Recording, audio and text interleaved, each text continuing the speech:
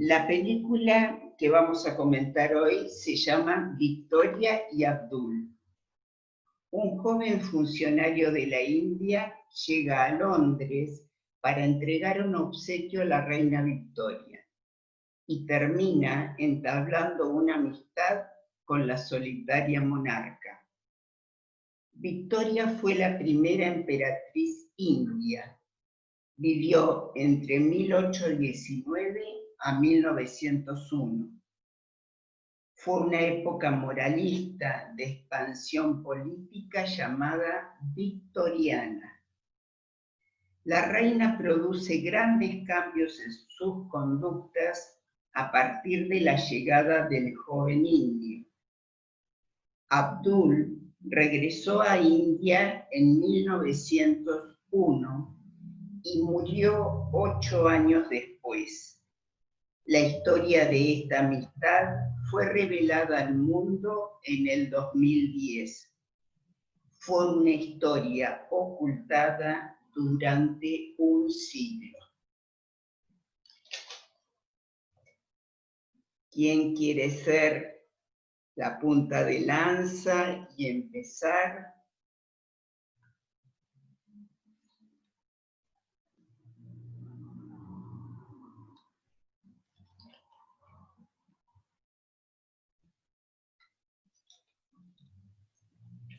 Marta, ¿puedo hablar? Adelante. Bueno, yo pienso que esta película comienza mostrando una reina vulnerable, en mucha soledad, muy atada a todos los protocolos, a todas las celebraciones que tenía que presidir, y rodeada de un séquito de gente que no le interesa comprenderla demasiado. Simplemente la acompañan porque tienen sus beneficios personales. Me transmite un poco de tristeza la imagen de la reina en el comienzo de la película. Nada más que para romper el hielo. Muy bien, Norma. Vamos a tomar de Norma el tema de la soledad. Es muy distinto elegir estar solo en la vida y padecer una soledad rodeada de gente como le pasaba a la reina. Hay una soledad elegida y sobre todo a esta altura de la vida, como adultos mayores, y hay una soledad que produce tristeza, aislamiento. Ella está siempre rodeada de muchísima gente, pero acá es comprender que la soledad es una soledad interna, no es una soledad debido a que haya gente o no alrededor de la persona. Ella se sentía extremadamente sola, coincido con Norma, y pasando a nuestro tiempo y a nuestros años, digamos, ustedes saben que se habla de una epidemia del siglo XXI de soledad. A pesar de estar muy conectado, tener la posibilidad de estar muy conectado, por ejemplo, virtualmente, el adulto mayor, cada vez hay gente adulta mayor más sola, ¿sí? Incluso en Inglaterra se ha abierto un ministerio de la soledad para concientizar a la población lo que está pasando con el adulto mayor. Vieron que Europa es son países, digamos, donde la soledad se nota mucho porque la gente vive más, pero está más sola y no hay hijos, digamos, entonces aumentan esta población de los adultos mayores solos.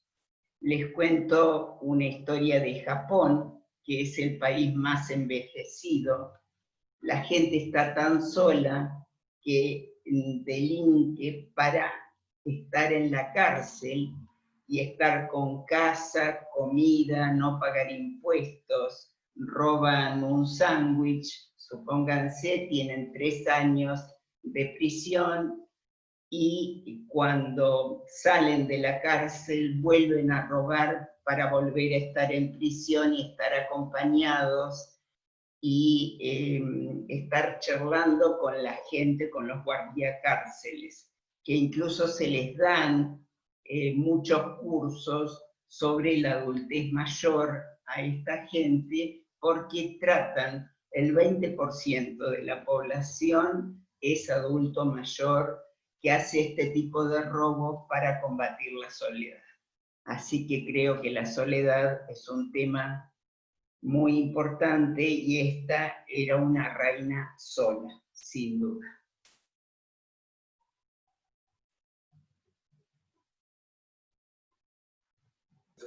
Norberta. Bueno, la soledad de Victoria era lo que se denomina soledad del poder.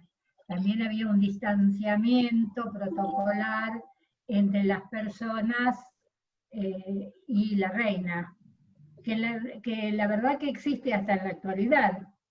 A la reina de Inglaterra actualmente no se la puede tocar, no se le puede dar la mano, etc. Es extraño que estuviese tan sola porque tenía 9 hijos. Estuvo 20 años casada y tuvo 9 hijos.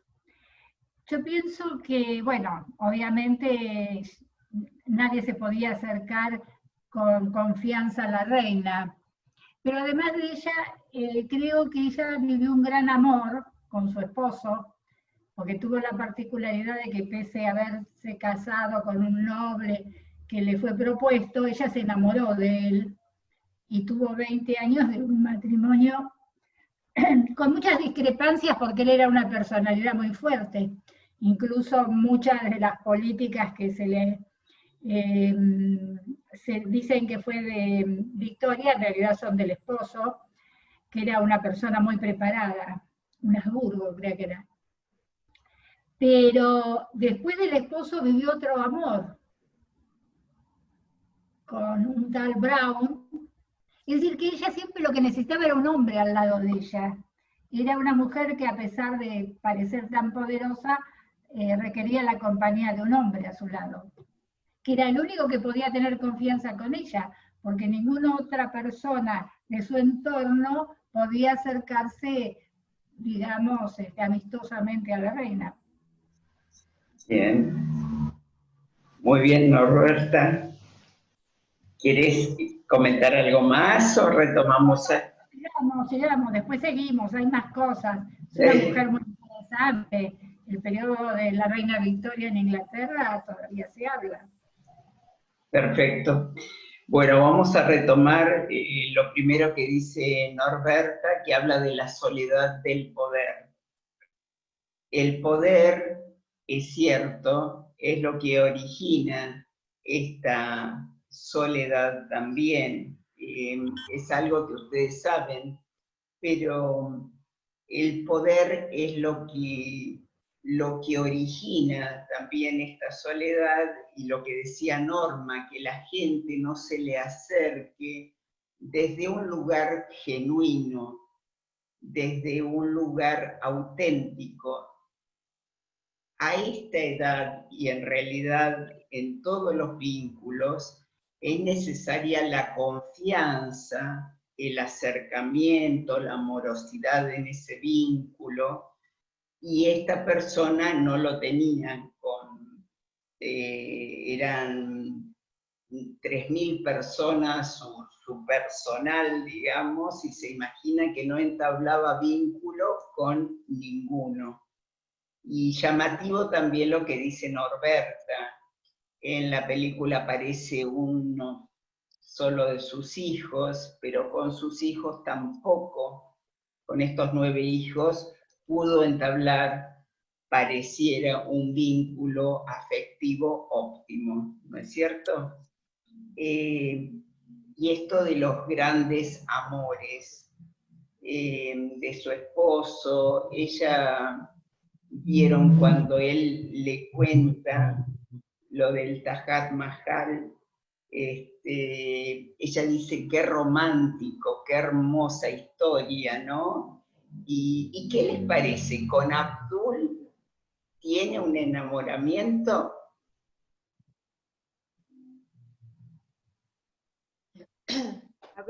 A ver, Graciela, levantó la mano Graciela Moretti, un momentito. Perdón. Bueno, yo percibí que ambos se tienen una gran admiración.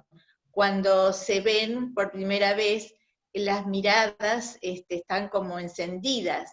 Y entonces ella deposita en él esa sensibilidad que tiene guardada y no la pudo sacar nunca, porque él la admira, él le dice que es mejor que él, que es mejor que su esposa, y bueno, y pasa a ser después en el transcurso de la película su maestro, y ella quiere aprender el indio, o sea, establecen un acercamiento de admiración y de amor genuino, que ella no tuvo y que él tampoco, porque él le dice a ella que es mejor que su esposa. Bueno, por ahí me paro. Bien, bien. ¿Se acuerdan la definición de amor que dimos de Rogers?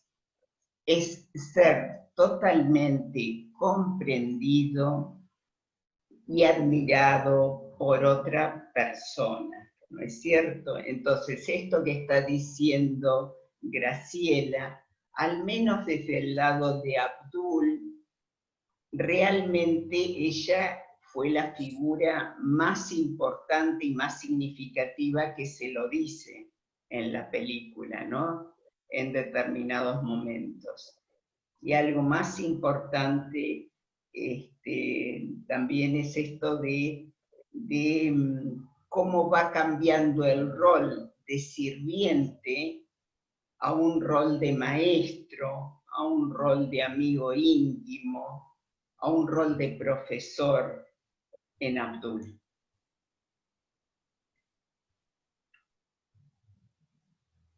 Alguien quería hablar antes, no sé quién era. Lidia y Ruth Formiga, adelante. A mí me parece que quedó congelada la imagen. Bueno, que también esa transformación que se ve en el rol que ella le va asignando a él y en la reacción de ella cuando se entera que es casado, que es algo más que me dio la impresión de la mentira. Bien, ¿terminaste, Ruth? Hola. O Nidia, no sé quién sos. Sí, escuchaste cuando que es más que la mentira de que no le dijo que era casado, que es lo que a ella la impactó. Bien, bien. Bueno, esto está muy relacionado con el enamoramiento. A ver, Norma. Sí, ella cuando lo conoce dice, parte de decir que es apuesto. A partir de ahí, uno supone que lo mira con ojos más que amigos, sino como un hombre. Bien. Hay erotismo en la película, hay mucha parte de cómo se van tocando distintas partes del cuerpo. Desde una mirada brillante, como alguien dijo por allí al comienzo, que fue una mirada, luego le besa el pie, le toca la rodilla, bailan juntos. Fíjense cómo a lo largo de la película se va involucrando el cuerpo. Entonces realmente hay una parte de enamoramiento y un amor genuino entre los dos que se va transformando, ¿sí? Pero hay enamoramiento, y se va construyendo un amor aquí. Alicia. Sí, a mí me impresionó el tema del beso en el pie. el beso en el pie en ella, que incluso lo mantuvo hasta el final. ¿Quién tiene abierto el micrófono? Perdón. ¿Quién tiene abierto el micrófono? Que siguen entrando ruidos. ¿Hay ruidos? Susana, me parece que tiene abierto. Susana Slaen. Bueno, Alicia, por favor, repetí tu concepto. Sí, no, lo que a mí me impactó fue la devoción de él hacia la reina. Es decir, Bien. él la consideraba como un elemento superior. Ese besarle en el pie es como besar a la Virgen, ¿no? Y Bien. que siguió haciéndolo hasta el final, en la Perfecto. monumento a él. ¿Vieron en el cadáver ya cuando ella muere, que él le besa el pie cuando está, ¿no es cierto?, toda preparada para ser enterrada? Sí, sí, sí, coincido plenamente con que hay una devoción, con que hay una admiración, con que tiene todo un sentido de vida para Abdul servir a la reina. Él se lo tomaba como sentido de vida, ¿no? Muy distinto a su amigo que quería irse pronto, volver a la India, ¿no?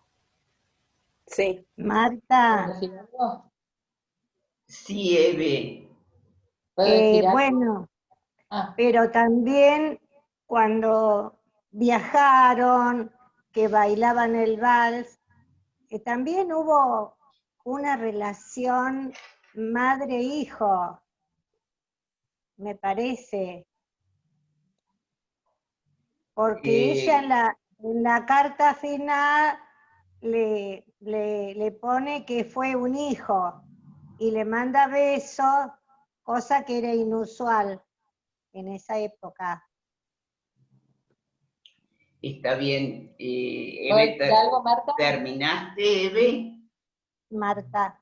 Sí, un momentito. Alicia, a ver, Alicia, adelante. Creo que acá hay muchos sentimientos encontrados, porque ella en un momento le dice a él, desde ahora serás mi maestro, y le regala un medallón y le pide que la proteja. O sea, además que puede haber habido un enamoramiento, ella se sentía acompañada, protegida, entendida, escuchada, cosa que no pasaba y que a muchos adultos mayores le pasa, y él encontró como si fuera un salvavidas en este Munchi, como le decía ella, en Munchi. Nada más. Bueno, vamos a contestarle a Alicia y después le vamos a contestar a Eve. Lo que está diciendo Alicia me lleva a mí a pensar en la personalidad privada y en la personalidad pública, ¿sí? ¿Qué significa? ¿Que tenemos dos personalidades? No, significa que tenemos una personalidad cuando estamos en relación a los otros, ¿sí? Y tenemos una personalidad íntima. En esta personalidad íntima está lo original de cada uno, lo creativo de cada uno, los secretos de cada uno, si quieren, todo lo que en realidad uno tiene íntimamente y que decide con quién compartirlo. Y ella decide compartir ese mundo íntimo con Abdul, ¿sí? Lo había compartido muy pocas veces, quizás con este amante o con este esposo, pero en realidad se nota que su mundo privado, su mundo íntimo, porque para esto hay que tener un vínculo de confianza. Todos sus vínculos eran desconfiados, eran con algún otro fin que a ella no le interesaba. ¿Está? Entonces ella estaba siempre como, bueno, era la reina, se tenía que cuidar de cierta gente, y no le interesaba establecerlo el vínculo tampoco. Acá se da la posibilidad con Abdul de compartir verdaderamente su personalidad. Y fíjense, bueno, los psicólogos hablamos de personalidad íntima, de personalidad social también, que es esta que aparece, y esta que aparece tiene que ver mucho con las normas, con la cultura en la cual uno se ha desarrollado. Nosotros en nuestra personalidad tenemos factores que son constitucionales, que son genéticos, que vienen con nosotros, pero tenemos muchísimos factores que son aprendidos, digamos, que son culturales, porque acá lo que se nota también, que a pesar de una diferencia cultural enorme, ellos logran un vínculo afectivo muy importante, ¿sí?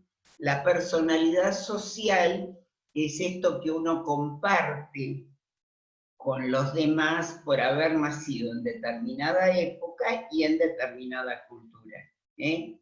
Entonces, muchas cuestiones en la India, el sí nuestro es no, por ejemplo, mover la cabeza como sí, allá es no, este tipo de cosas son cuestiones sociales compartidas por un grupo, determinado. Hay alguna socióloga por ahí, me puede ayudar, pero digamos, la cultura determina una serie de normas, una serie de introyecciones de lo que hay que hacer en sociedad, que esto no era compartido por estas dos personas. Así que fíjense que llegan a compartir su parte íntima de una manera muy significativa y yo creo que es bastante única. Eve habla de una relación madre-hijo. Yo creo que ella recién siente este vínculo como con un hijo, con Abdul, porque cuando se despide, que se está muriendo, le dice, hijo mío, ¿sí? No lo veo en la parte del vagón, cuando van a Florencia, allí al contrario tiene un choque entre Bertie, el hijo, y Abdul, ¿no es cierto? Porque el hijo tenía que compartir el baño de la madre y Abdul tenía un vagón con baño propio, digamos. Entonces ahí no veo la cuestión de Eve ni en la parte del baile. En la parte del baile bailan más como una pareja, incluso ella tiene una alegría muy importante. Fíjense también una cosita más antes que siga otro comentario, cómo su cuerpo varía a lo largo de la historia, ¿no? Cuando está bailando, baila con unas... ¿Vieron cómo empieza la película con un cuerpo totalmente torpe, quieto, un cuerpo que hasta le ayudaban a moverse en la cama, a darse vuelta? Y fíjense cómo a lo largo de la película este cuerpo se va desplegando en el espacio y el baile es uno de los momentos donde ella se la nota con una agilidad que por supuesto no tenía antes. Sí, a mí me daba la sensación de que ella revive a lo largo de la relación. Sí, porque sí. Va reviviendo. Sí, de alguna manera estaba como muerta, simbólicamente no tenía ningún sentido su vida. Es como, esto del sentido viene también muy a cuento en esta película, ¿no? Como que ella, a pesar de tener el poder y de tener todo a sus pies, no tenía demasiado sentido su vida. Y Abdul le brinda otra posibilidad donde ella empieza a revivir algunas cuestiones que probablemente hubiera vivido de más joven, ¿no? ¿Puedo opinar? A ver quién está pidiendo la palabra, no me estoy dando cuenta. Marta Sí, adelante. No, yo quería agregar que ella tiene una soledad propia, porque hay soledades propias de las circunstancias de la vida, pero ella también tiene una soledad voluntaria, porque es como que ella se bloquea en sí misma y ignora todo lo que pasa a su alrededor, porque así comienza la película. es como si tuviera, como vos habías dicho, Marta, desconfianza de la gente que la rodea. Y se da en esta primera parte, en que él también, cuando le dicen que no la pueden mirar a los ojos, él transgrede la norma. Bien. Es como que los dos transgreden la norma. Bien. Y se encuentran en esa mirada, ¿verdad?, donde se establece la fortaleza del vínculo entre ellos. Bien. Y me llama la atención porque también como termina, después de todo lo que ustedes dijeron, porque él le dice en sus últimos momentos donde ella se siente vulnerable, dice, entrégate gota sin remedio, y a cambio tendrás el océano. Eso me hizo reflexionar a mí, una frase que realmente me enseñó muchísimo en la reflexión, porque él le dice, irás a un lugar más seguro, al ver el miedo y el temor de ella, ¿no? Y es ahí cuando él llora también, ¿verdad? Perfecto. Muy Gracias. bueno. Sí, ¿terminaste, Marta? Sí, gracias. No, por favor. Es cierto lo que dice Marta, que en realidad el vínculo comienza con la transgresión. El vínculo comienza con el no cumplimiento de lo que tenían que hacer. Él espontáneamente hace esto, pero transgrede, ¿sí?, todo lo que le habían dicho que tenía que hacer, sin duda. Si él se hubiera mantenido en esta cuestión, realmente no hubiera sucedido nada. Y bueno, y lo de la muerte que dice Marta, también es muy significativo. Quizás lo comentamos porque aquí Alicia quiere intervenir un poquito más adelante. Alicia. Sí, lo que también me llamó la atención es que ella corta el vínculo con la comida. Ajá. Porque ella comía compulsivamente. Bien. Aunque se reconocía como gorda y no sé cuántas cosas más, que decía que tenía mal genio, no sé cuántas cosas más, pero el tema del vínculo con la comida que me retrotrajo a la otra película también, ¿no? Como que la falta de cariño quizás estaba puesta allí en la comida, porque el vínculo con el hijo era terrible, con su nieto casi ni existía, y bueno, él corta el vínculo con la comida en esa mirada con él, ¿no? Eso es lo que me pareció. Y después el tema de la muerte, quizás él como era musulmán, porque ahí también no se plantea el conflicto religioso, pero por allí quizás ese pensamiento de que la mejor vida está más allá, ella no lo tenía. Me pareció, ¿no? No sé si es así o no. Sí, no queda del todo muy claro. Un momentito, ahora vamos a contestarle a Alicia, después vamos, chicas.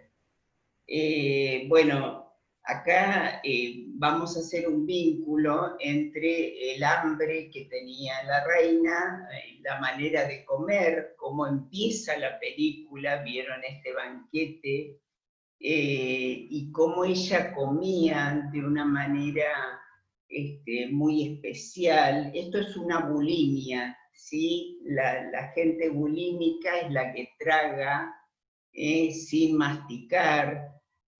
Bulimia viene de buey, de hambre de buey, es la palabra, eso es lo que significa, es comer en demasía, sin masticar. Vieron que los invitados no les alcanzaban a poner el plato de sopa y ella ya se lo había tomado, ¿no es cierto?, muy apurada, muy rápido.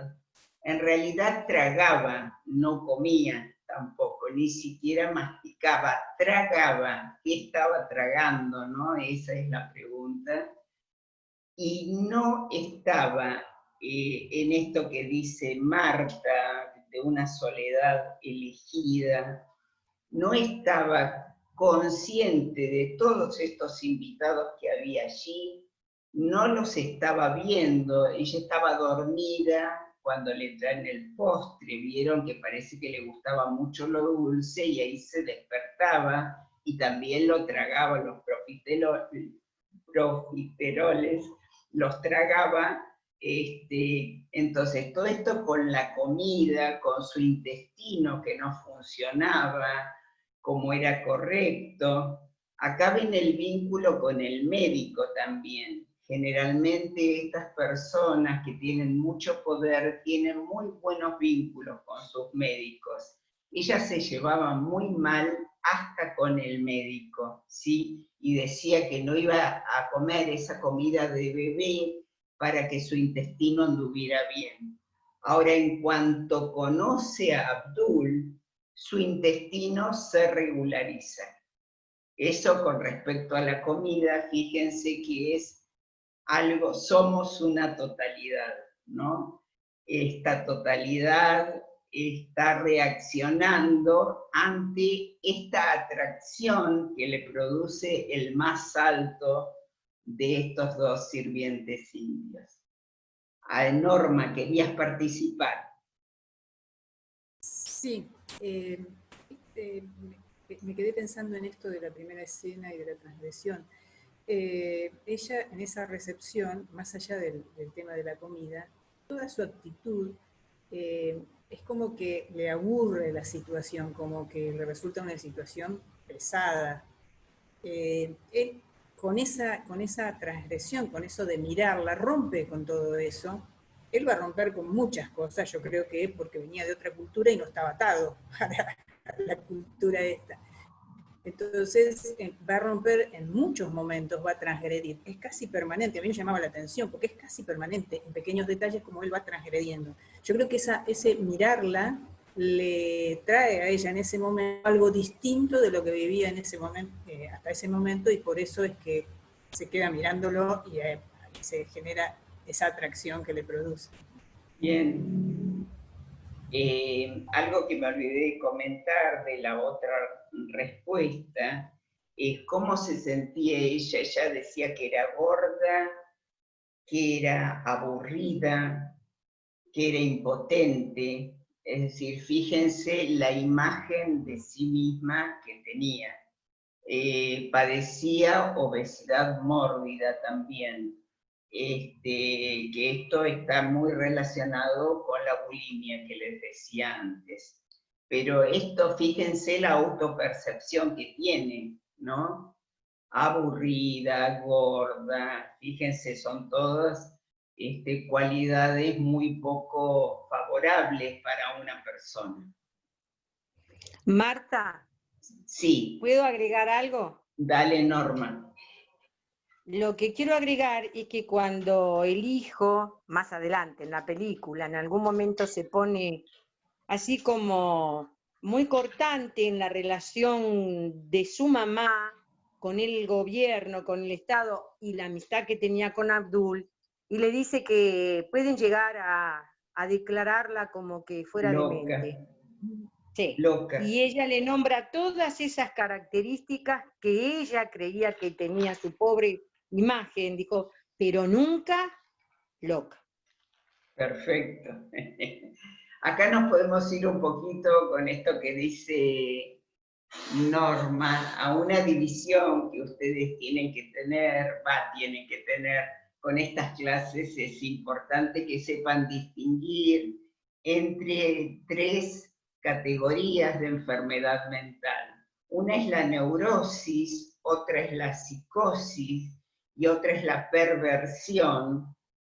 Tres grandes grupos, esto es para desarrollar mucho, pero yo siempre los ejemplifico con un chiste, como para que ustedes lo tengan presentes. El neurótico dice que la suma de 2 más 2 es 4, pero que no lo soporta. Según el psicoanálisis, somos todos neuróticos, ¿sí? Que es lo mejor que nos puede pasar. Los psicóticos son aquella gente que dice 2 más 2 es 5. ¿Qué significa esto?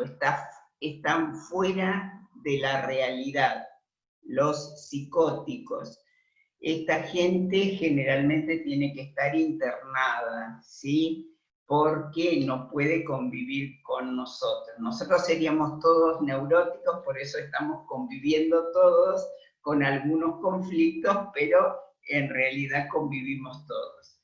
Pero están los perversos, que podríamos ubicar aquí al hijo de la reina, que son los que dicen 2 más 2 es 4, pero a mí, ¿qué me importa?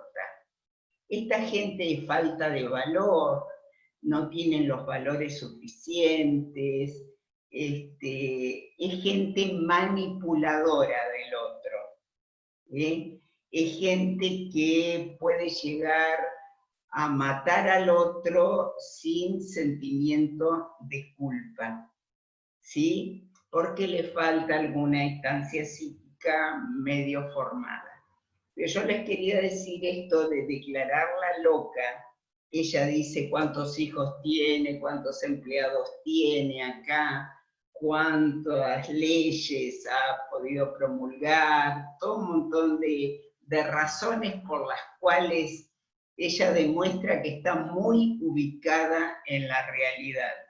Y en realidad estaba rodeada por un grupo, podríamos decir, de psicópatas, de esta gente que la quería manipular, y que se estaba fijando poco en la persona. Lo que quería hacer era, vieron cuando muere, cómo el hijo se sienta en el sillón de la madre, un poco con esa omnipotencia que da el poder.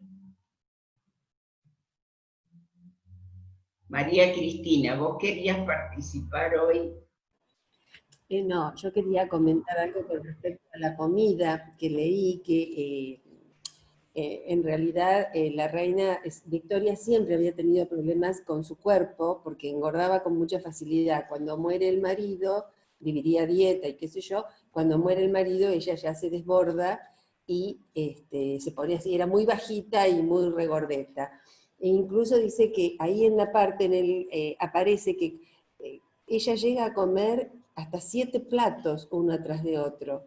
Y leí que sus banquetes había hasta 14 platos, ¿no? Era un poco lo que vos decías de esa bulimia, de esa situación con la comida que ella tenía, ¿no? Acuérdense, yo no sé si lo comentamos aquí, porque tengo 3 grupos, entonces por allí lo comentamos en otra... No, creo que fue la película pasada, sí. La relación entre el afecto y la comida. Hay una relación y hay un hambre de afecto, si quieren, que no hay comida que lo satisfaga.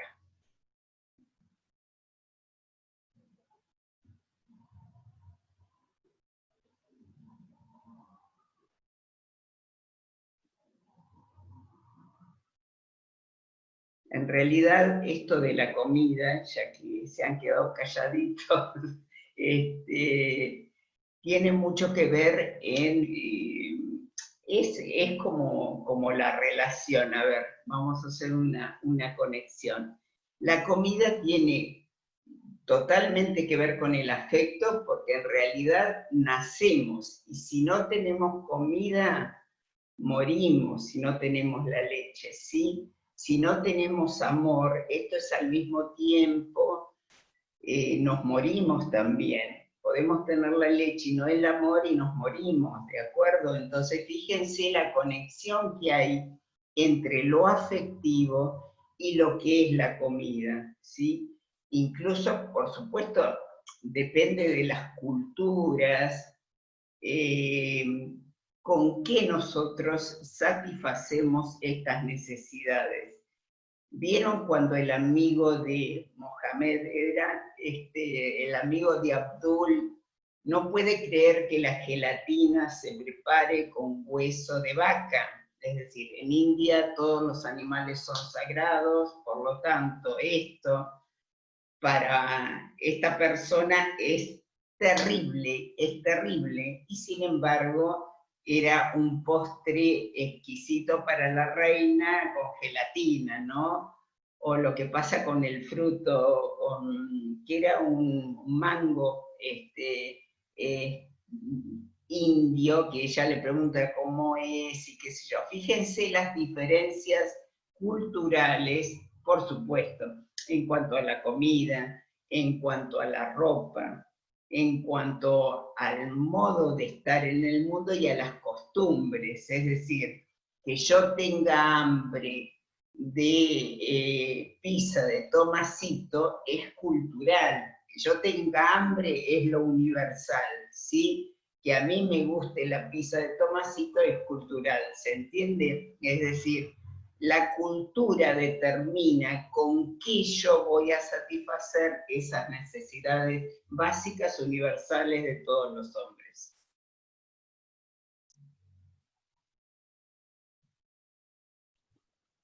Marta, ¿puedo agregar algo? Adelante, Norma.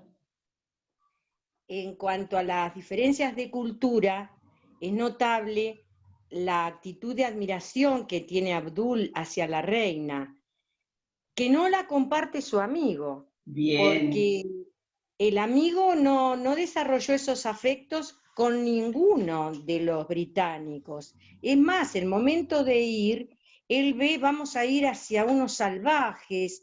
En todo momento se siente distinto, diferente, y en una cultura más humanizada a la que ellos iban a ir.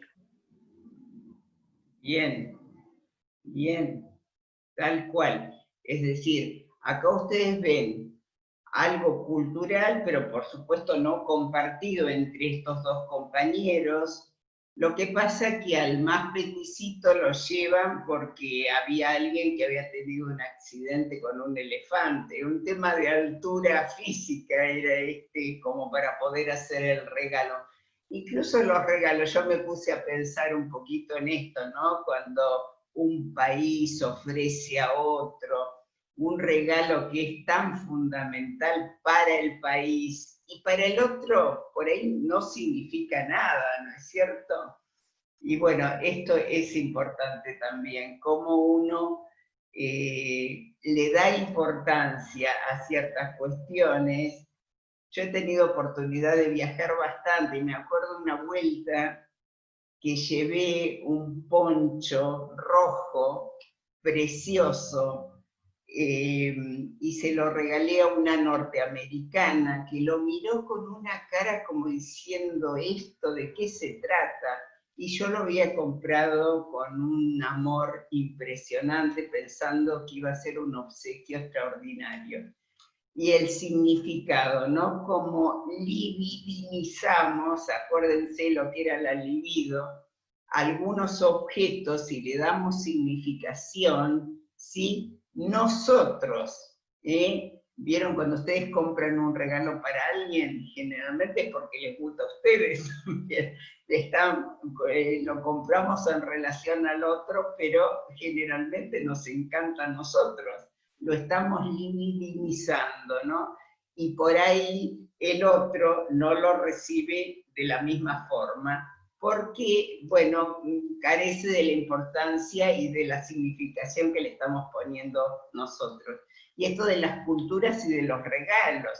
El compañero le decía, hicimos 8.000 kilómetros para regalarle qué cosa, una moneda, y qué valor tiene esto, ¿no? Qué valor, qué significado, el de la alfombra, el de un montón de cuestiones que son significativas para una cultura y no para la otra.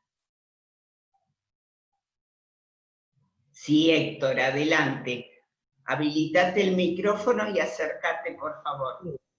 No, yo creo que la diferencia que aparece entre Abdul y el otro, no me acuerdo el nombre, el petito, también debe tener con el tema de castas en la India, que bueno, es bastante complicado. Abdul es funcionario del imperio. Yo creo que en la India de 1800 eso significaba hasta un rango social.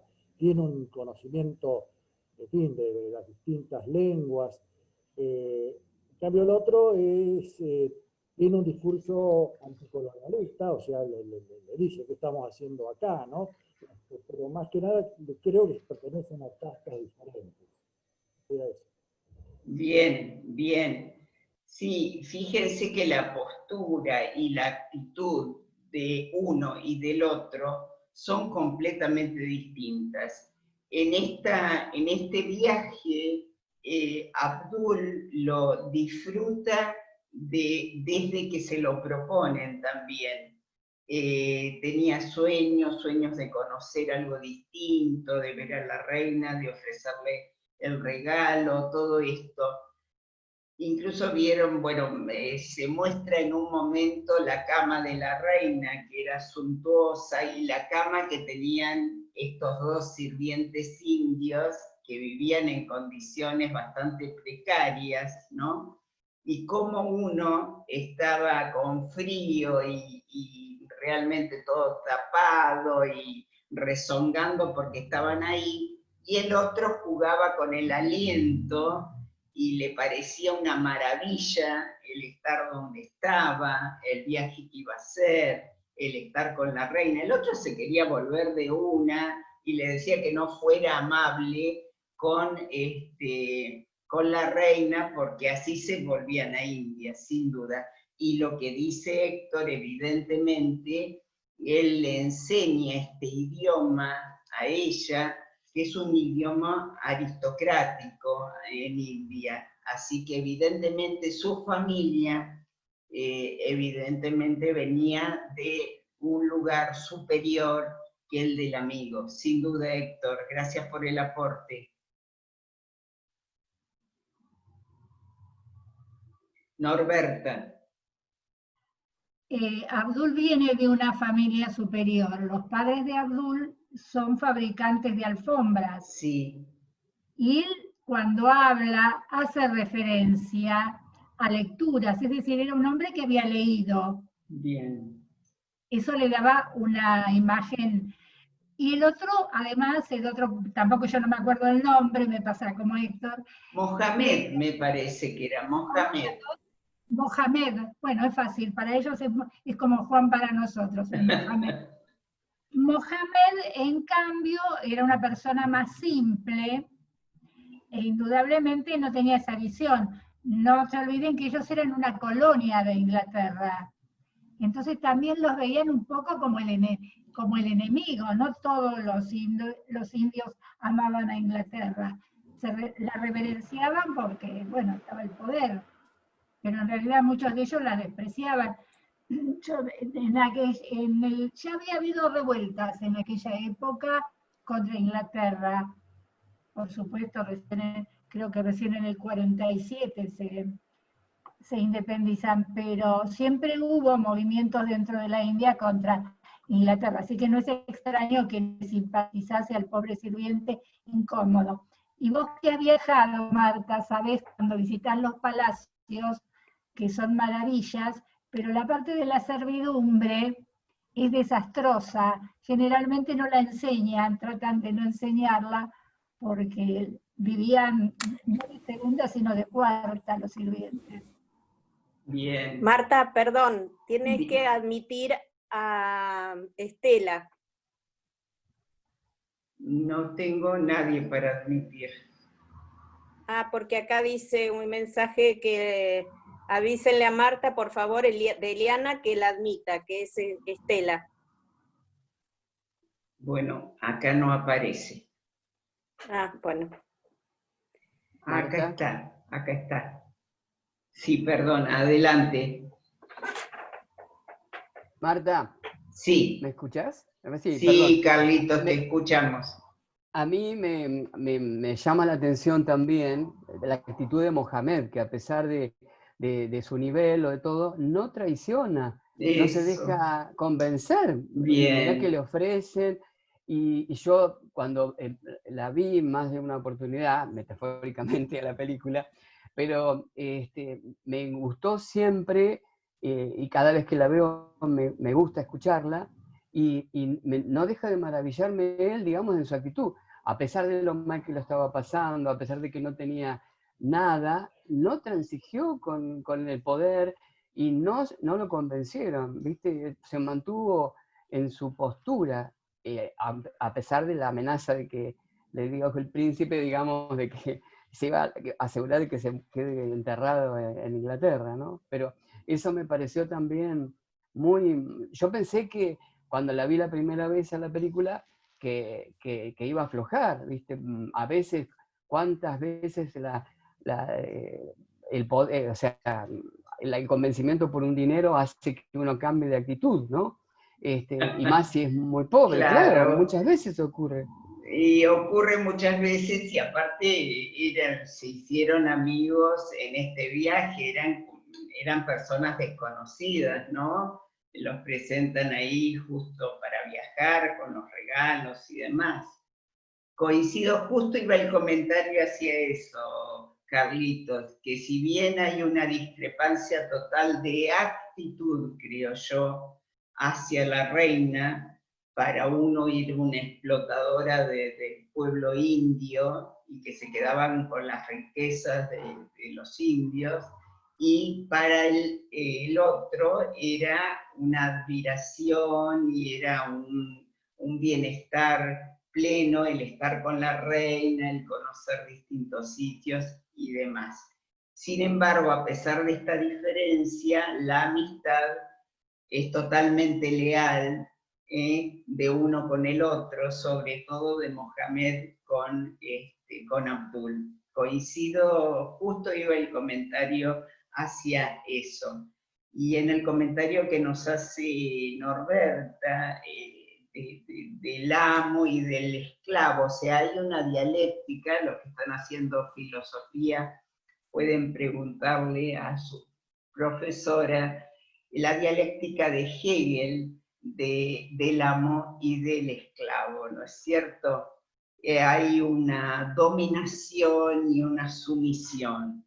Si ustedes se ponen a pensar en este vínculo, empieza con una dominación-sumisión que también tiene que ver, ya que estamos, con la infancia. Nosotros somos seres que no sobrevivimos si alguien no nos domina, si quieren. Somos sumisos por una razón de que no podemos satisfacer nuestras necesidades básicas, ¿sí?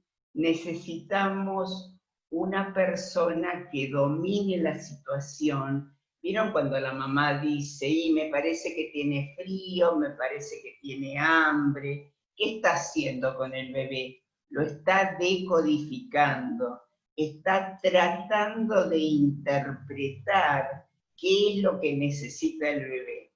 Nosotros partimos entonces como personas de un vínculo de sumisión-dominación. ¿Qué pasa? A medida que vamos creciendo, este vínculo se tiene que ir dando en un reconocimiento mutuo, salir de una dependencia total, ir independizándose uno y el otro. Si hay una mamá con una identidad bien constituida, va a ir reconociendo a este bebé como una entidad separada de ella y distinta de ella. Y aquí se empiezan a jugar, en los mundos simbólicos, por supuesto, una posibilidad de ser independiente y de no ser, en un primer momento el bebé es omnipotente y es una prolongación de su mamá. A ver, cuando toma la teta, el bebé no se da cuenta que la teta está separada de él. Es como un todo, omnipotente y poderoso, ¿sí? A medida que va creciendo, que va pudiendo simbolizar, esto tiene que haber un reconocimiento muy parecido a lo que es el amor, un reconocimiento de uno y un reconocimiento del otro, que también nos puede llevar al tema de autoridad y autoritarismo, ¿sí? El bebé en un primer momento necesita de esta autoridad y de esta dominación del adulto, porque si no, no sobrevive. Entonces es un vínculo que, ojo, es muy cómodo, es económico desde el punto de vista psíquico, porque es un vínculo con el que nacimos, este de dominación, sumisión. No sé si se entiende.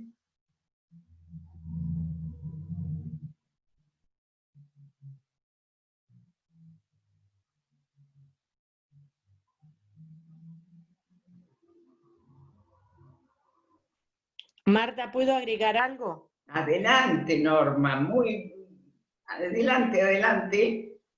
No, lo que yo iba a agregar con respecto a eso de la sumisión, Mohamed, en un momento en el viaje en tren, cuando ve el dormitorio que va a compartir con Abdul, Abdul tiene una cama y él tiene unas mantas, un colchón en el piso.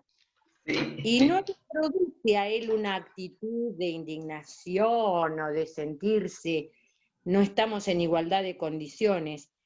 Lo reconoce como una situación normal, lo cual también indica que está habituado a la sumisión, aún con un par de su mismo país.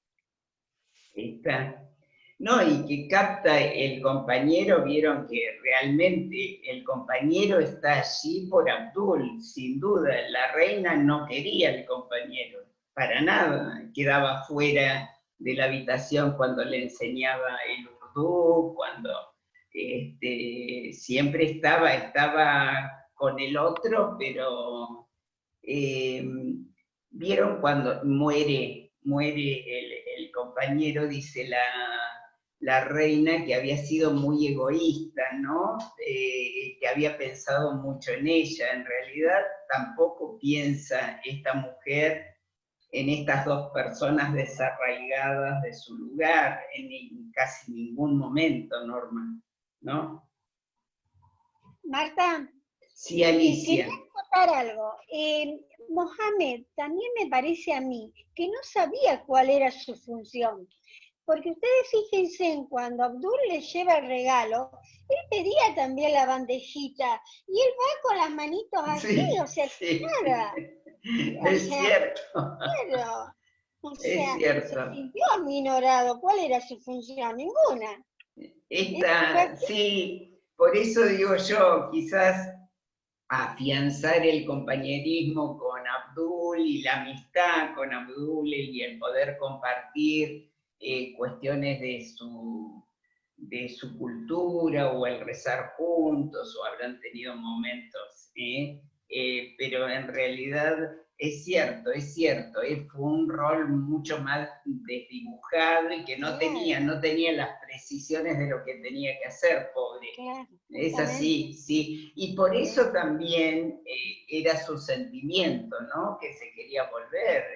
Realmente, sin tener una tarea específica, y es muy difícil. Claro, sí, es así. Héctor, adelante. El diálogo que él tiene con la reina, donde le explica el tema de las alfombras, es para recortarlo y tenerlo guardado uno de los mejores. Tal cual. Sí. Me hizo acordar a Moby Dick cuando le explica la trama, hay una parte que el personaje explica el tema de las alfombras, que la vida es como una alfombra, la trama, la cosa que golpea, bueno, pero es brillante ese diálogo, la urdimbre, la cota acá, ese diálogo es una maravilla.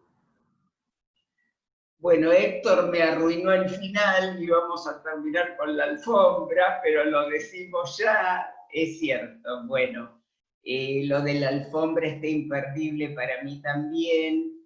Primero que le explica que viene de una familia que hacen alfombras, ¿no es cierto?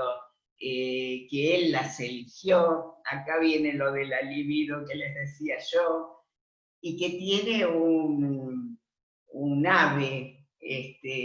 La alfombra entramada tiene un ave que está prisionera. A mí me llamó muchísimo la atención esta parte, ¿no? Esa ave prisionera, en el entramado, ella le contesta que en realidad todos viven en una prisión. Así que gracias, Héctor, me arruinaste el final, pero bueno, esto suele pasar. ¿Cómo sabías vos que yo iba a terminar con eso? No, viene por el lado también del planteo de la libertad, ¿no? ¿Cuál de los dos era libre? ¿Qué es la libertad? Porque esta ave estaba atrapada en la alfombra, digamos, como de algún modo estaba atrapado Abdul en su vida y ella en su vida también, ¿no? Porque la vida es como una alfombra persa, esa es una frase preciosa, con todos estos nudos, con todos estos colores, con todos estos entramados. Entonces esto de la libertad también sería para otra película y otro concepto, ¿no? ¿Qué es ser libre o qué es estar libre en el medio de las realidades que se estaban viviendo, que nos había en realidad trasladado a todos nosotros, ¿no? Si somos libres sería la pregunta.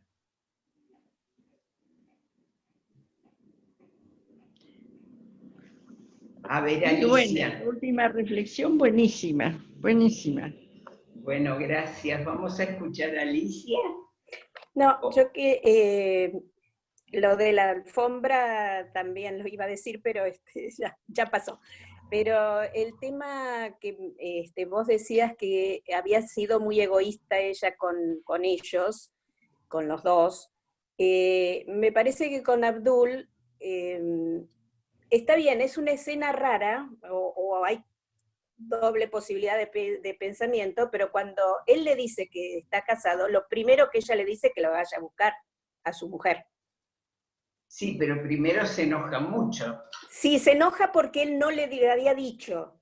Ajá. Que no le había dicho, igual que le pasó con lo de la historia de los musulmanes. Tal cual, tal cual. Ahí bueno, pero se mira, enoja porque...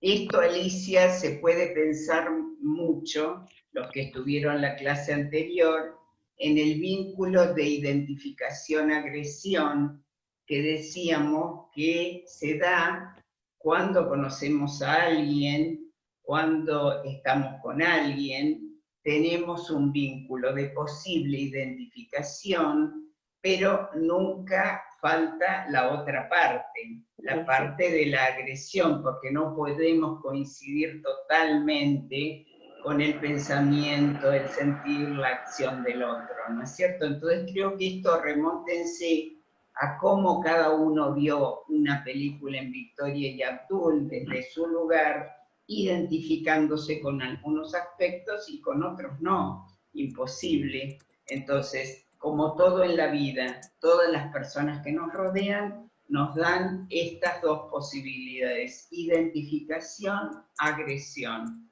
Y por más que nos sintamos, hubo momentos de total comunión, de total comunicación, de total sinceridad, donde los mundos íntimos de los dos, donde las personalidades íntimas estuvieron en conexión, y sin embargo hubieron muchos momentos de agresión, si quieren, en el otro extremo de la posibilidad de un vínculo. Sí, por allí también estaba enojada porque quizás esa sensación de amor, entre comillas, que tenía por él, como que se le pinchó el globo, ¿no? Ahí, y claro, por eso reaccionó ella como lo que mujer. Tiene ahí, Alicia, es una desilusión. Había una ilusión con Abdul desde un lugar de hombre interesante. Probablemente nunca hubiera llegado a alguna cuestión, o sí, no lo sé, pero la atraía como hombre. En un primer momento ella dice, el alto es atractivo. Esto es el primer enganche de algo un poco, que va un poco más allá, ¿no? Graciela Moretti, adelante, habilitate el micrófono. Sí. Ella le provee a él y a su esposa, sobre todo, como una vivienda con toda la cultura de musulmán, ¿no es cierto? La decoración, todo. Pero ella estaba muy preocupada porque él no tenía hijos. Entonces le pide al médico que lo revise ahí abajo, o sea que era una situación donde ella a lo mejor se lo ubicaba como hombre para ella y como no tenía hijos. Fue un detalle de la película que me llamó la atención, porque bueno, la mujer hasta que la conoció, que venía toda tapada, venía con la suegra, ahí había una cultura bastante especial, ¿no? Que venía con la suegra. Y bueno, esa preocupación que tenía ella, que no tenía hijos, bueno, el médico descubre que tiene una enfermedad, y bueno, después no sé cómo sigue esa situación, quedó ahí. Claro, no, él me parece que no tuvo hijos nunca, y en el comentario que hace Graciela, vieron que los que la rodeaban a la reina, cuando bajan dos mujeres todas tapadas de negro y demás, dicen si es bígamo Abdul, y la fascinación que tiene... Perdón, hay otra persona que quiere entrar, Marta. Ah, sí. Sí.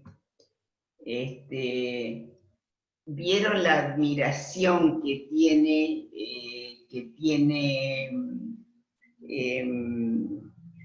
ay, me fui de lo que estaba diciendo por admitir a alguien, la admiración que tiene la reina por conocerle la cara a esta persona, las costumbres, o sea, cómo se prepara, porque incluso se prepara en el idioma que él le estaba enseñando, cómo saludarla, y cómo, es decir, tenía un gran preparativo y una gran expectativa, y también una admiración, ¿vieron?, por toda esta situación. Sí, después todo esto sexual, realmente llamativo, porque ella estaba preocupada por la descendencia, es que lo hacía ocupar un lugar muy importante en la corte también a Abdul, ¿no?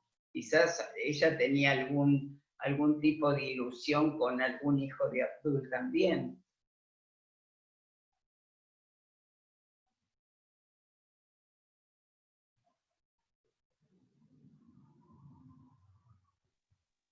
¿Y no habrán tenido intimidad, Marta? ¿No habrán tenido intimidad? Eso no aparece en ningún lado. La verdad es que para mí se cumple el ser totalmente comprendido y aceptado como otra persona. Se cumple el amor, ¿sí?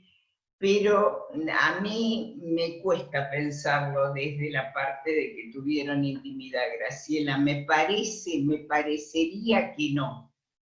Pero si no la hubo desde lo concreto, a ver, hay un aspecto de nuestra vida que es la fantasía, que es la imaginación, que en realidad no le hace mal a nadie, y uno se permite mucho más juego allí. Creo que si no hubo desde lo concreto, desde la imaginación seguro. Marta, sí. ¿Puedo hablar? Sí, Norma. Yo quiero decir que cuando la reina se entera de que él es casado, a mí más que una impresión de que como mujer ella se siente desilusionada, yo siento que como persona se siente desilusionada porque ha encontrado en él lo que no encontraba en toda la corte, un compañero, una persona con quien compartir, con quien dialogar, con quien pensar, y esa persona le ocultó parte de su vida. Entonces, a mí me da la impresión que la desilusión viene por el lado de que lo había idealizado demasiado. Bien, perfecto. Muy bien, Norma, muy bien. Para mí coincido plenamente. Para ilusionarse en un vínculo también. Y yo les diría, casi para empezar un vínculo, hay mucha ilusión, generalmente, ¿no es cierto? Y depende del grado de frustración que haya también, porque se juega lo que dice Norma, yo cuando me ilusiono, idealizo y no veo al otro tal cual es.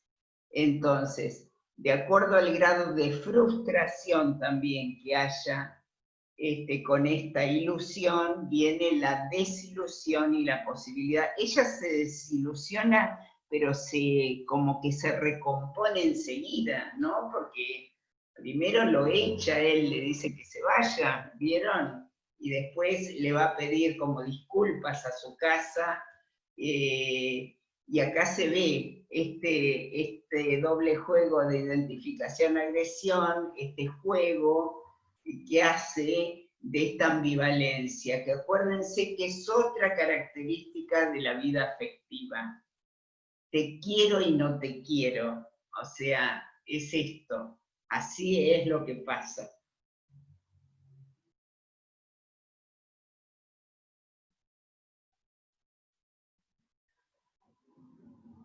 ¿Alguien más?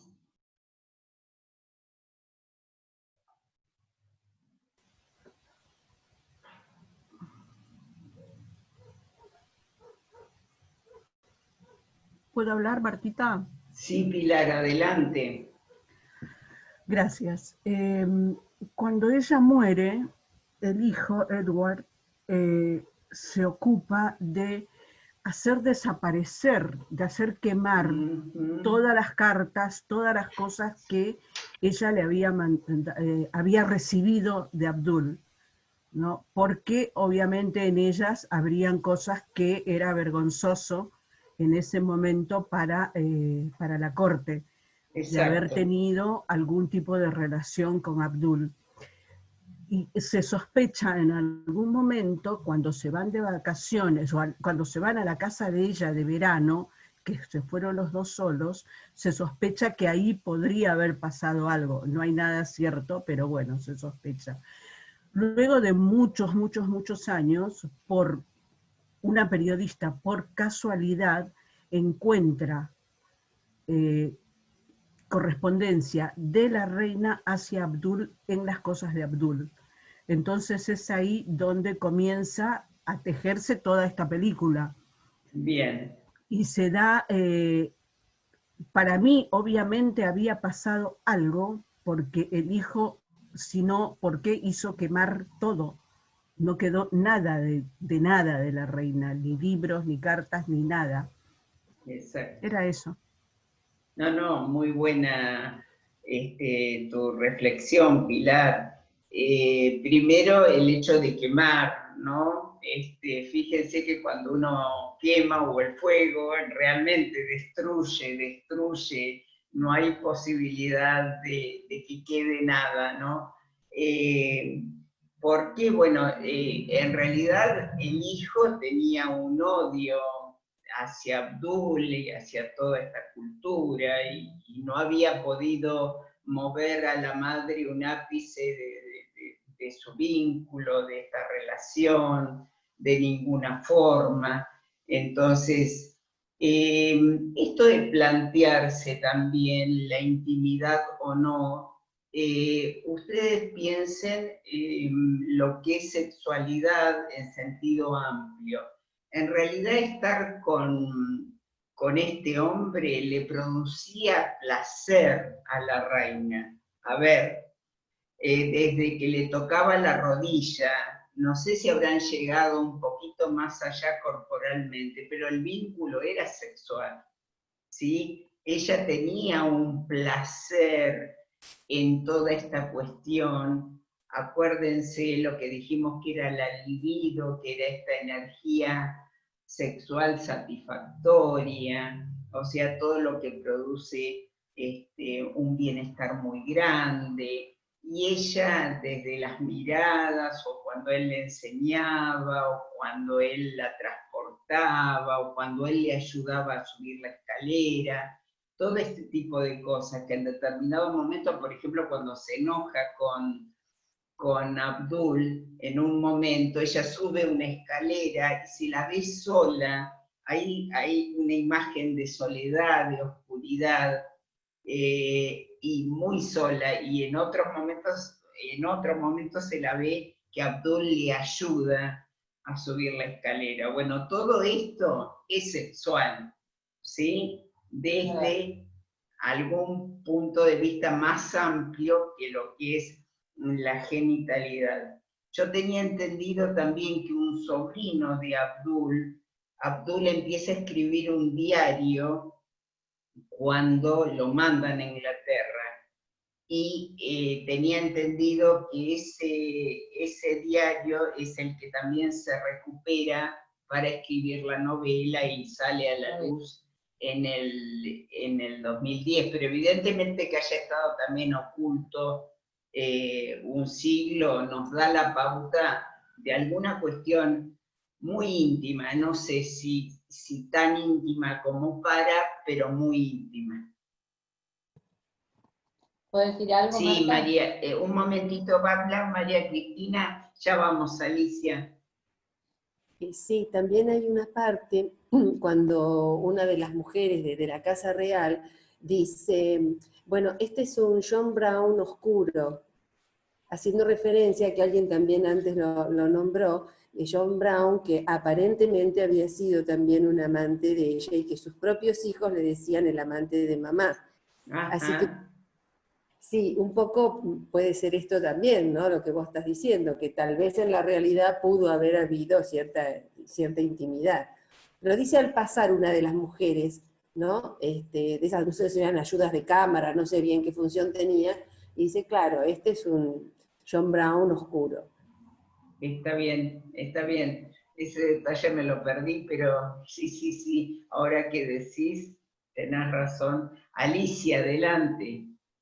Yo lo que veo que hay mucho simbolismo, o sea que la diferencia cuando aparece la esposa con digamos, la suegra de él, que están todos tapados para demostrar la diferencia que hay de cultura, después el tema de él y su amigo, que también están uno en un lado y el otro en otro, y después a mí me llamó mucho la atención en la parte última, digamos, porque ella quiere estar sola con él cuando se está muriendo, y entonces ella le dice, cuando era joven quería morir, y ahora me aferro a la vida con fuerza. Entonces él le dice, el amor es todo, y somos piezas de Alá. Y ella le dice, adiós, cuídate mi dulce hijo. Ahí le dice hijo ella. O sea, y ahí se muere. Entonces, no sé si ella lo veía, está bien, estaba la libido y todo, pero no sé si lo veía como un hijo o cuando conoció a la esposa cambió de idea. Hay cosas muy especiales donde da lugar a distintas opiniones o distintos fases, digamos, ¿no? Sí, Alicia, sí, no, ella lo último lo despide como hijo, sin duda. Lo que pasa es que eso no te está garantizando nada de lo previo.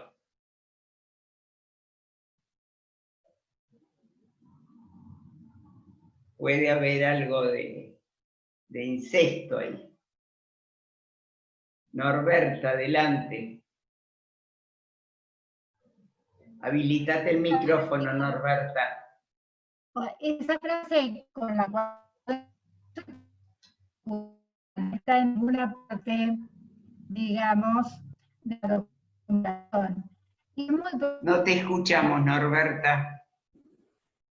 Entonces Ahí está, a ver, ahí está.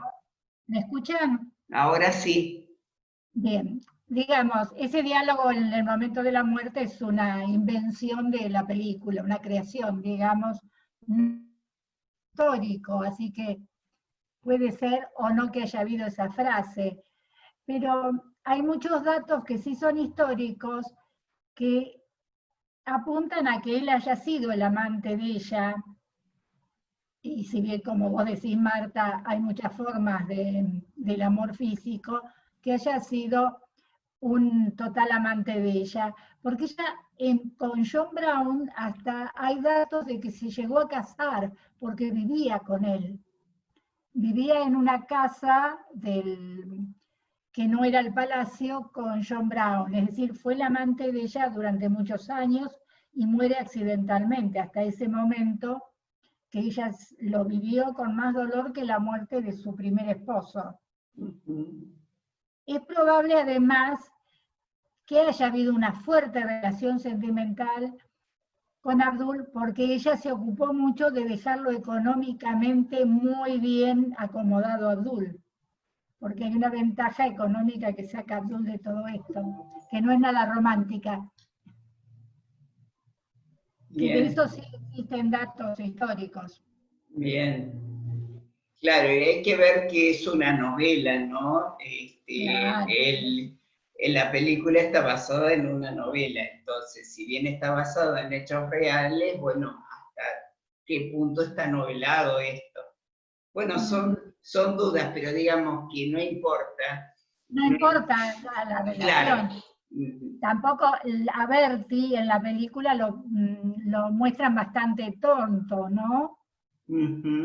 Y sin embargo hizo un buen reinado después, así que no era tan tonto. Pero son novelas, hay que mirarlo. Desde el punto de vista de la novela era una relación muy romántica, de la película y de la novela. Bien, sí. Hay romanticismo, incluso vieron cuando ella canta con Puccini, el despliegue de esta ópera también era romántica y resulta que era de una pareja de distinta clase social, o sea, o casualidad, ¿no? Allí hubo también un momento muy significativo y muy romántico y muy íntimo. Marta, ¿puedo decir algo? Sí, Norma, adelante. Yo lo que digo es que cuando desaparecen todas las cosas, las pertenencias que mutuamente habían intercambiado entre la reina y Abdul, se debe mucho a la humillación que significaba para el que ya era rey de Inglaterra, el hecho de aceptar de alguna manera, si fue amante de la mamá o no, un ser inferior según él, porque provenía de una colonia, de una casta inferior.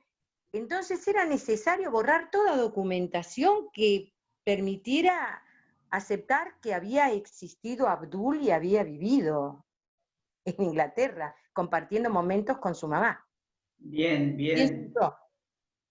Sí, era raza, color, cultura, bueno, en fin, era una colonia con un reinado, es decir, era como imposible de conciliar alguna cuestión.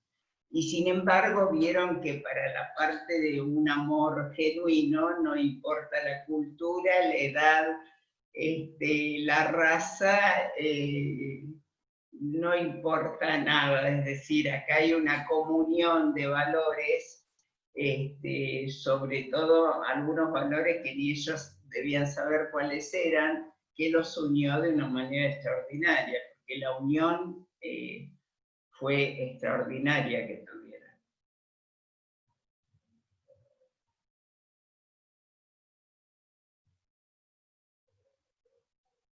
Silvia, ¿vos querías decir algo hoy? Habilitate el micrófono, Silvia. En un determinado momento, bueno, pasó, pero yo creo, vaya, es el gato que me tiró la tablet. Yo pienso que también hay que ubicarse un poco en el siglo que estaban, en la época victoriana, como le decían, tan apegado a las costumbres, tan... Vos sabés que es época victoriana por ella, o sea, se llama, ella determinó el nombre de época victoriana. Sí, por eso mismo, pero quiero decir que era una época que todo se regía por preceptos establecidos. Y el racismo que hay en Inglaterra contra la gente de las colonias siempre existió. Y ahora dicen que no, pero debe seguir existiendo. Así que es todo un combo, ¿no? Que se junta la época, porque fíjense ustedes el médico cuando dice, ¿cómo voy a atender a ese indio? Cuando le dice la reina que lo atienda. Eran todos racistas, todos estaban con que eran una casta superior a la de los indios. Sin O duda, sea, sin está duda. eso, ¿no? Que ella rompe normas y él también rompe normas de su país, porque ella era la, en un momento dado le dice el hijo, pero vos sos la jefa, podríamos decir así, de la iglesia. ¿Cómo vas a estar con un musulmán? Claro. O sea, todo era la religión, el país, la época, se juntan muchas cosas. La película está muy bien lograda, porque ves todos los aspectos, todos. No sé. Muy bien, Silvia, gracias por la participación. Esto es el etnocentrismo, ¿no? El centrarse en una cultura, el tener un punto de vista, es como si yo pretendiera en este momento que todos hayan visto la película que vi yo en Victoria y Abdul. Es decir, partir de una cultura como la principal, la única que vale,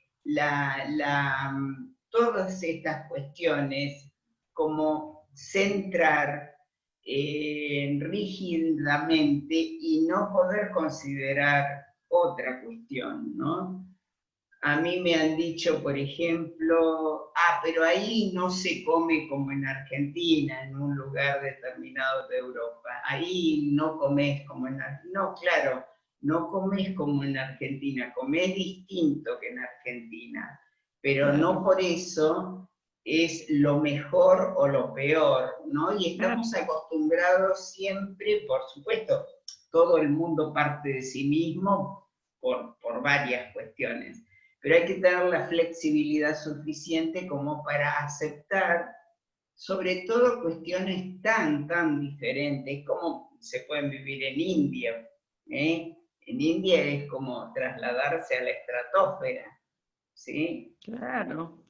Además, cuando él tenía al amigo que dormía en el suelo, ellos están acostumbrados a las castas y a que está el que es mejor, el que es peor, el que es sumiso y el que no.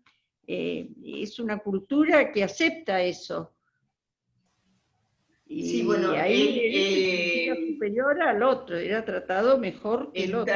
¿Vieron cuando comienza la película? Silvia me hizo acordar que él se choca, viene caminando y se choca con un gendarme que le dice idiota. El gendarme le dice idiota a Abdul. Claro. Ya también hasta en la ropa, es decir, tener determinado traje, da una jerarquía y él le tomaba los nombres a los prisioneros, tenía este trabajo, ¿no? Pero bueno, sus jefes estaban, por supuesto, vestidos de otra manera, y él siempre con esa actitud de servicio, ¿no? Él siempre agachaba su cabeza, que bueno, a mí me hacía acordar mucho a yoga, acá hay muchos que practican yoga, con el namaste, ¿no?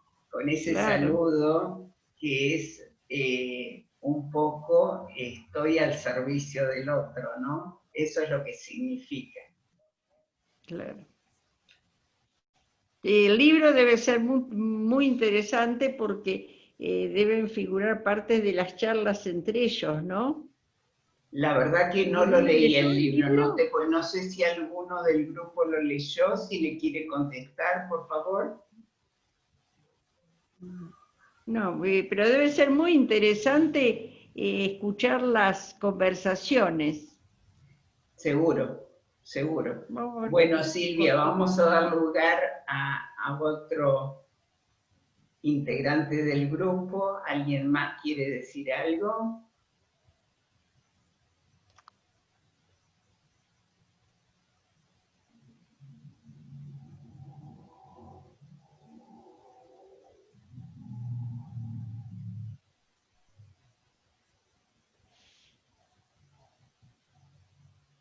¿No?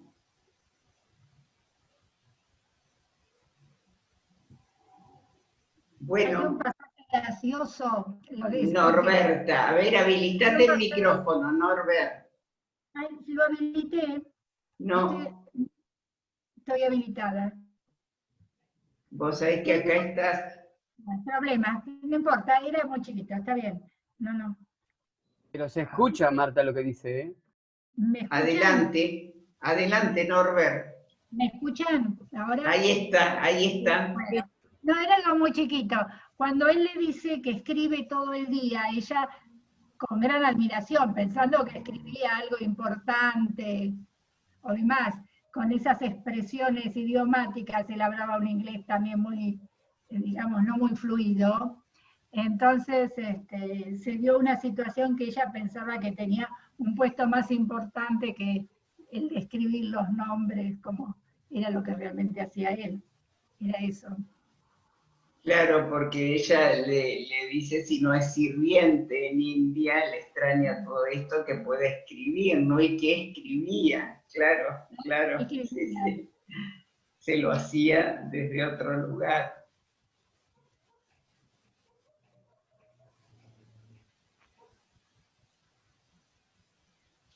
Bueno, nadie más quiere.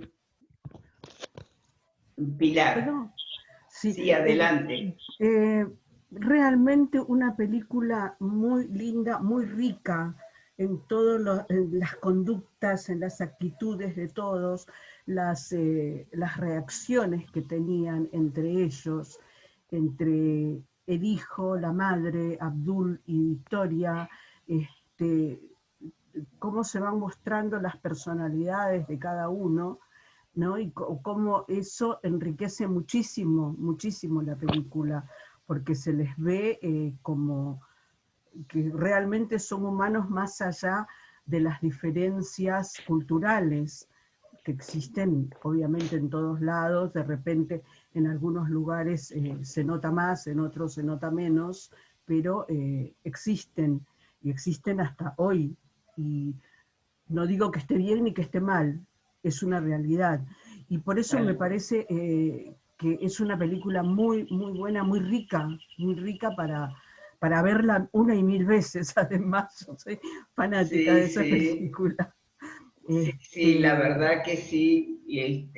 Yo la vi 3 veces y las 3 veces que la vi la tendría que ver una cuarta porque siempre se descubren cuestiones diferentes. Pero bueno, los temas básicos, el tema del amor, el tema de los hermanos, vieron que ella cuando nombra a sus hijos dice que son todos egoístas, celosos, que se llevan mal entre ellos. Bueno, lo que vimos la película pasada de la hermandad, ¿no? Que hay características de estas universales, ¿no? Entre los hermanos, no tanta cuestión con esta madre que ninguno se llevaba bien, realmente el que tenía cerca, y con la cantidad de nietos que tuvo también, no le podemos dar el toque de abuelidad que le dimos en la otra película a la abuela, pero bueno, son cuestiones, la parte, fíjense, de sentimientos es universal. O sea, que lo que dice Pilar, el desarrollo de las personalidades, cómo van sintiendo a lo largo de la película, y bueno, esto es bastante universal, ¿no? El amor y el odio, el poder, la sumisión, la dominación, el cambio. Acá es significativo también el tema de los roles. En un momento ella le dice, yo soy tu reina, y él le dice, yo soy tu munshi, tu maestro. O sea, en este momento vemos roles, si quieren, simétricos, ¿sí? Vemos como roles que se estaban complementando allí. No vemos la asimetría de los roles cuando ella era la reina y llegaba el sirviente a darle un obsequio. Se va transformando a lo largo de la película, tal es así que en la muerte ella le dice hijo, se imagina que también el vínculo ahí había cambiado totalmente, ¿no? Norberta, ¿querías decir algo? No, perdón. Graciela Muñoz, adelante, habilitate el micrófono, Sí. Graciela. Sí, a mí lo que justamente en las dos películas me resuena, el tema de la autorrealización de los hijos, ¿sí? Ajá. En el caso del hijo de Victoria, que cuando ella muere, él puede sentarse en el trono, no en el lugar de ella, y en la otra película anterior, cuando la abuela, la mujer estuvo a punto de morir, cómo los hijos sacan la realización de ellos, o lo que podían llegar a ser uno de los hijos, como plantarse con su personalidad y cara a su mujer y a sus hijos, es decir, cómo ver el final, ¿no?, de nuestra generación, no sé cómo explicarte, si como el final, ¿no?, del superior para realizarse como hijo. Puede ser que esté un poco relacionado, o la cultura hace que no superara al padre, ¿no? Es como que hay un mandato muy fuerte.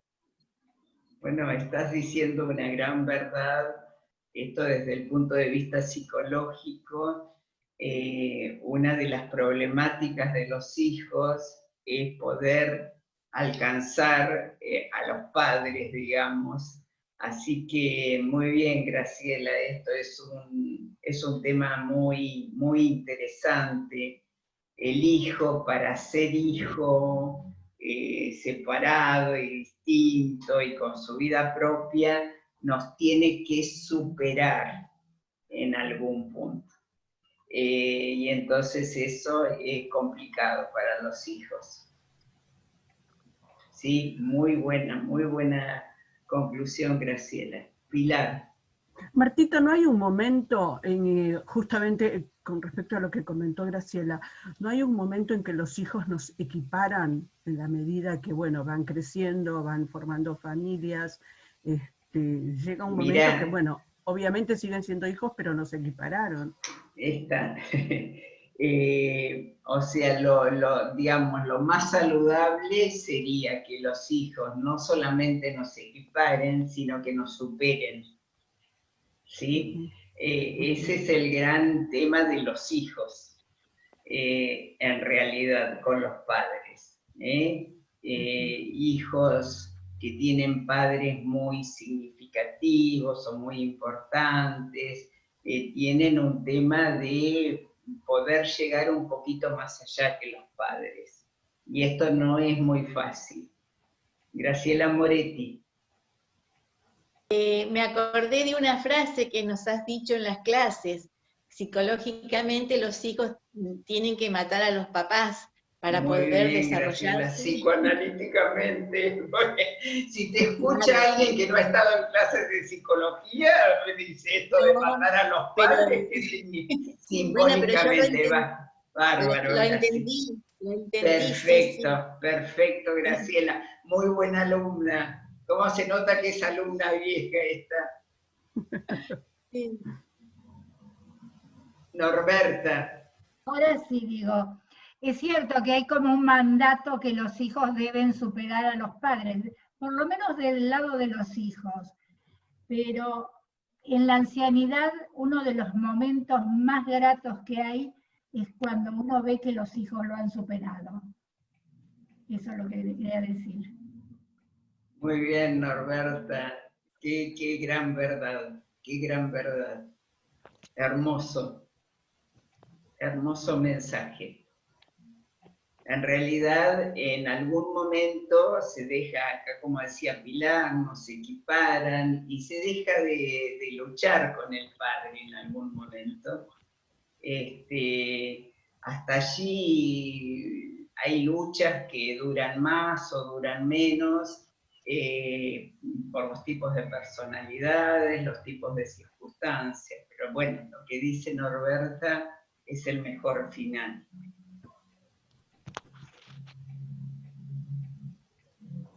En un libro, El Profeta, me parece que es de Khalil Gibran, hablando de los hijos, él dice que nosotros somos los arcos y ellos son las flechas, que nosotros los disparamos a la vida O sea que nosotros los preparamos para que nos equiparen o nos superen. Bien. Porque, Bien. bueno, vienen a través de uno, pero no son de uno. Entonces nosotros debemos de, qué sé yo, no cortarles las alas, sino más bien que vayan al mundo, ¿no? Y se realicen. Perfecto, Pilar. Y relacionándolo con la película de hoy, de este vínculo de sumisión-dominación, un vínculo naturalmente humano al comienzo de la vida, donde es necesario que el adulto, la mamá adulta, el papá adulto, interprete necesidades básicas y vaya ubicando a su hijo, pero reconociéndolo como ser independiente. En ese reconocimiento del otro es donde el hijo podrá lograr en algún momento superarnos, ¿sí? Si ustedes pueden vivir en este momento hijos que nos han superado, bueno, en realidad han podido manejar muy bien esto del muy esclavo, de la dominación, sumisión, de todo, que creo que es un poco la base de la película, este vínculo que se da entre ellos, y bueno, y ver que si tienen hijos en estos puntos, realmente han hecho un muy buen trabajo en el reconocimiento del otro como distinto, que yo puedo ser autoridad del otro en un momento determinado, pero no autoritarismo con el otro. A ver, no imponerme. En la medida que yo me impongo, el otro no es, ¿sí? Entonces,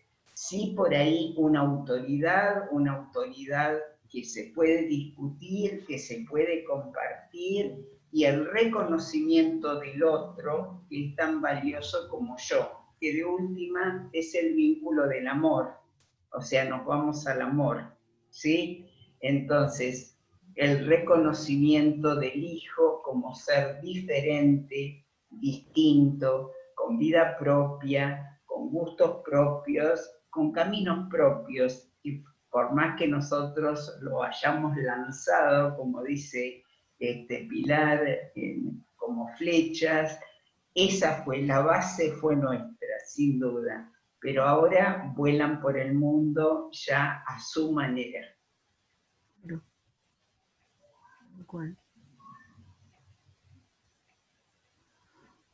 Bueno, ya como acá este muchacho de la clase me arruinó el final, vamos a terminar de otra forma.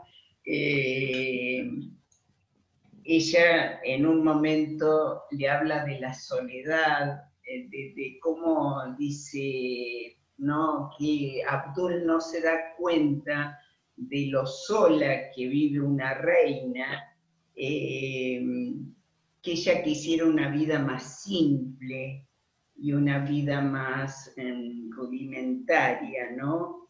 Que es insoportable esa soledad, que nadie sabe lo que significa ser reina realmente, que bueno, esto uno con otras palabras lo he escuchado, ¿no?, en la gente que tiene poder o en la gente que llega a algunos puestos interesantes, la soledad del poder, ¿no?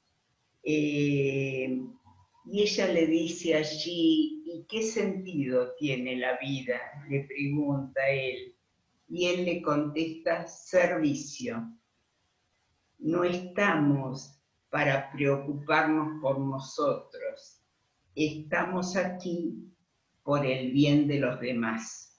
Es una frase del Corán, que ahí también le dice que tiene 6.236 versículos, y que él lo sabe a todos esos versículos, ¿no? Y ahí la asombra con esto. Y ahí le ofrece enseñarle el urdú, el Corán, y convertirse en un Muns, que es ser maestro espiritual. Así que yo con esto terminaría la película, porque me parece que acá podemos mencionar a Víctor Frank. Víctor Frank dice, que es el creador de la logoterapia, que todos tenemos un sentido de vida. Y a mí me encantó el sentido de vida de Abdul. El sentido de vida de Abdul era servicio. Y si ese sentido de vida lo llevó a poder disfrutar de este vínculo con la reina de una manera extraordinaria. Así que yo le daría un final a la película diciendo, bueno, estaría bueno que cada uno piense su sentido de vida, ¿sí? Y que el sentido de vida es el que justifica todas nuestras conductas. Bueno, con esto daría por finalizada la clase. Antes de irme, desearles un feliz día para el domingo, que es el Día de la Familia.